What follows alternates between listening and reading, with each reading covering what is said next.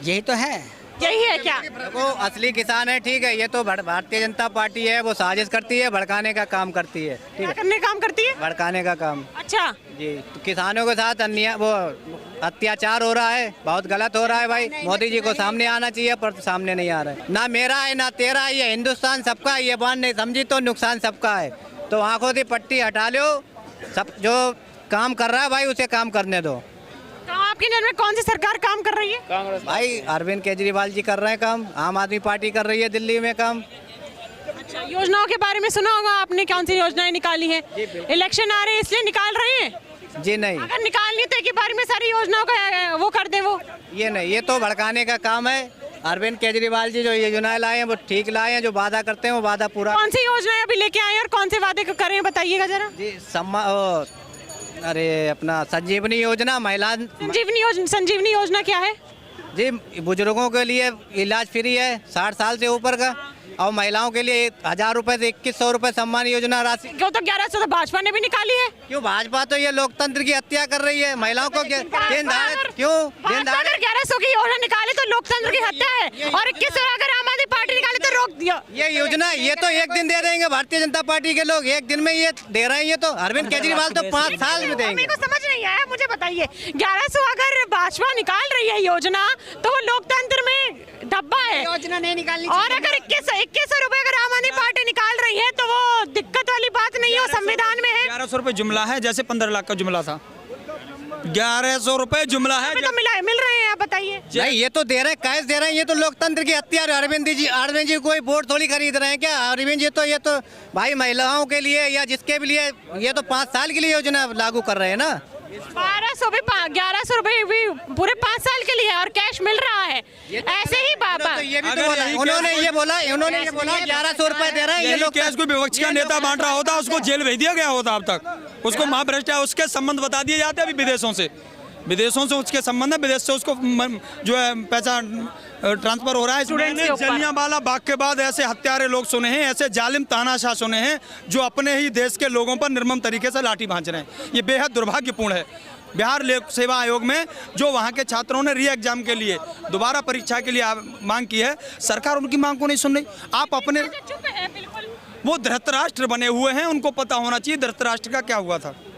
मौन धारण कर लिया, आंखें मूंद के बैठ गए हुए हैं। आपको लग रहा है कि फिर से वो पार्टी थोड़ा उनका चल रहा है कि पार्टी छोड़ देंगे? सदमे में चले गए, कहीं हमारा सिंधे की तरह हमारा हाल भी ना हो जाए, बिहार में हमको गायब ना कर दे भाजपा। मुझे ये बताइए, जिस तरीके से भाजपा महिला सशक्तिकरण की बात करती है, ठीक है, स्टूडेंट्स की पढ़ाई लिखाई की बात करती है, और जब इतना बड़ा बच्चों के साथ मार पिटाई हो रही है भाजपा एकदम चुप है।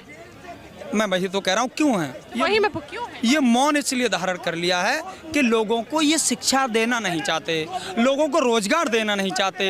ये जानते हैं लोग शिक्षित होंगे तो रोजगार मांगेंगे, जब लोग शिक्षित होंगे तो अपने अधिकार जानेंगे। भारतीय जनता पार्टी लोगों को शिक्षित इसलिए नहीं होने देना चाहती कि देश में वो अपने अधिकार न मांग सकें।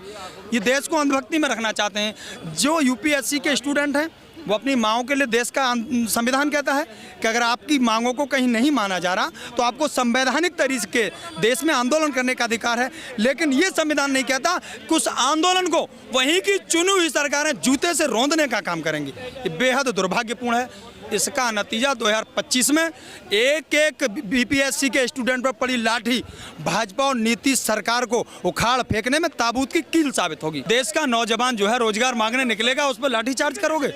देश की योग्यताओं पर, देश का भविष्य जो है उन पर निर्मम तरीके से लाठी भांजी जाएंगी, तो वहाँ के लोग आपको वोट देने का काम करेंगे, वहाँ से उखाड़ फेंकने का काम करेंगे। हाँ, आप बताइए जरा इस बार क्या लग रहा है आपको कांग्रेस से? मुझे बताइए कि कांग्रेस में क्या कहना है जी, कांग्रेस में क्या कहना है? कांग्रेस नहीं लगती सक्षम? जी नहीं, बिल्कुल कांग्रेस तो आ ही नहीं सकती है। कांग्रेस का तो कुछ मालूम ही नहीं चल रहा है, आएगी या भी नहीं आएगी। कोई कांग्रेस ने अपने कैंडिडेट उतारे हैं। हाँ, उतारे हैं। लिस्ट जारी करी है, सब करी है, पर माहौल तो होना चाहिए ना कांग्रेस का।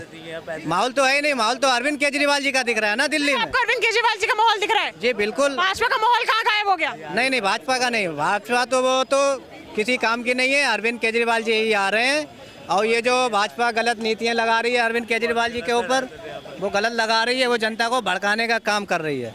नीतियां क्या गलत लगाई हैं?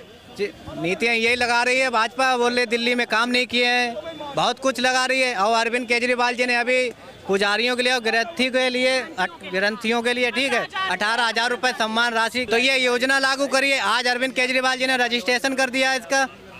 दूसरी तरफ 1100 के भी तो रजिस्ट्रेशन हो गए हैं, मिल भी रहे हैं, फॉर्म भरे भी जा रहे हैं, तो वो भी नहीं है। पार्टियां तो दोनों अपना काम कर रही है, चाहे 2100 रुपए हो चाहे 1100 रुपए हो। ये तो वो लोकतंत्र की हत्या कर रहे हैं जो नगद जनता को दे रहे हैं 1100 रुपए। फिर तो लोकतंत्र की हत्या आम आदमी पार्टी भी कर रही है, नगद दी जा रही है। 2500 देंगे तो गलत कर रहे हैं ना, क्यों? वो तो आज देखिए निकाल लेना। केजरीवाल जी एक बात बताएं, अगर दोनों पार्टियां 2100 रुपए आम आदमी पार्टी, 1100 रुपए भाजपा, इनका कहना है भाजपा जो दे रही है वो लोकतंत्र की हत्या है, लेकिन आम आदमी पार्टी दे रही लोकतंत्र की हत्या नहीं। नहीं, लोकतंत्र की हत्या इसको नहीं कह सकते। चुनावी वादे हैं और चुनावी वादे इसलिए किए जाते हैं वो पूरे किए जाएं।